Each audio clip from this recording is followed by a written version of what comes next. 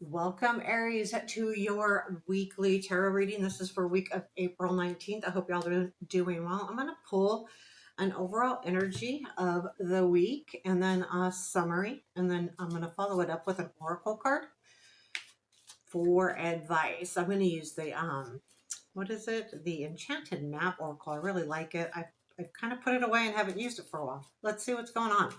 So overall energy for the week of April 19th for our Aries folk is the moon. Things may just seem a little wonky, a little unclear, a little, I don't know. I don't really like that. I'm an Aries, so I don't like the idea of having unclear feelings, but I feel like that's what it is.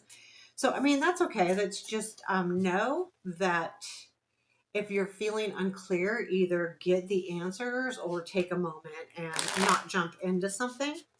So let's get the overall other pieces of this. I'm going to do 3 cards. How does this week move forward? And then challenge and unexpected. Maybe something we don't know. So 3 cards.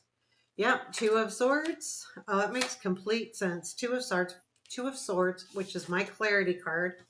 Making a mess here. 4 of Pentacles. And then as the week develops, 6 of Pentacles. So this does feel very much that way. What is the unexpected piece? Okay, that's 5 of Pentacles. It comes after the 4, and then, but before the 6, right? Interesting. Challenge.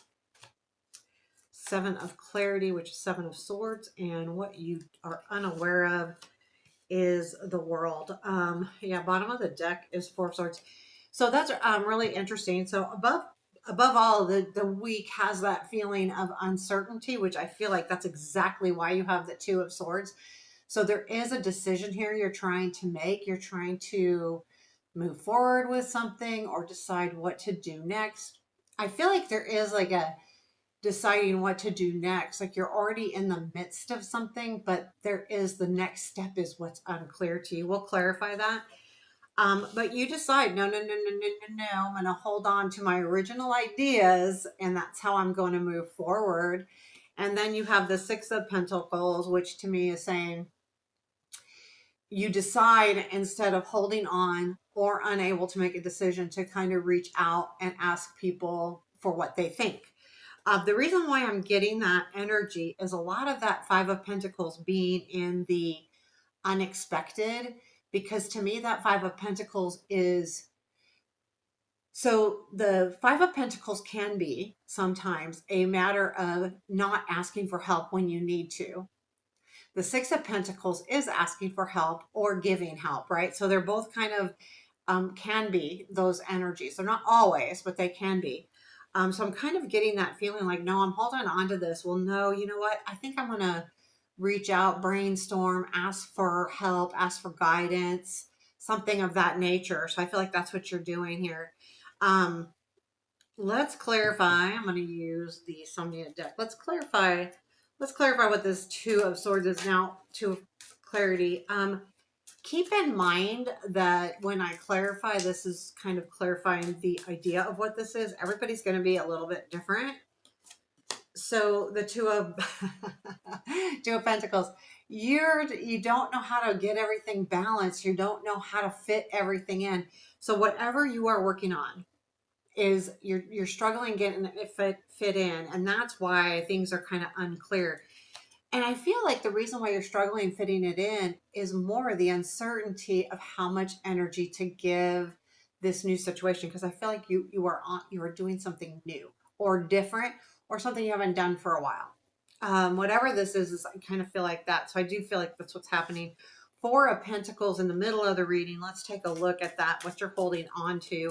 I do believe that it's your ideas. I'm going to not do anything different here. I'm just going to, it's almost like it's a stalled energy to me. Yeah, Justice. It's like, I'm just going to wait for the right thing to happen. That's what I feel like you're doing here with the 4 of Pentacles. No, I'm just going to wait. I'm going to see what happens. What's going to happen? Let's see what the 6 of Pentacles is. That's okay. Like, this is a week. You're going through this kind of figuring it out, and you will. Yeah, the Death card. Yeah, you realize at this point something needs to change.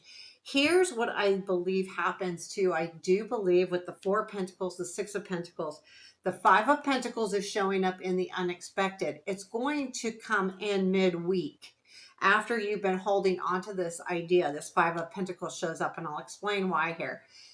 Because this is the changes you're going to be making, and it's because you have reached out. Either, passed off your ideas, done some brainstorming, and that is what has cause this change to move forward, which you'll start being clear again. The Five of Pentacles in the unexpected is that energy of, am I headed in the right direction?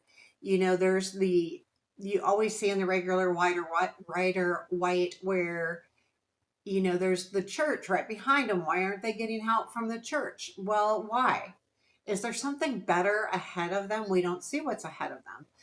All we can see that. And so I do feel like there is this unexpected urge to take a different route than you normally would. So I do feel like that's what causes this Six of Pentacles.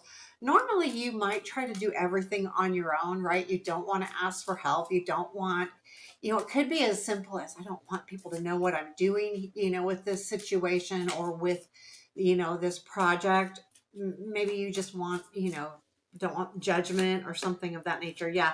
Nine of Pentacles. This is like you are saying, okay, I am independent, and I do want to figure this out on my own, but I don't think I can. I need to take that different route. I need to move forward and ask for help on something, whatever that may be.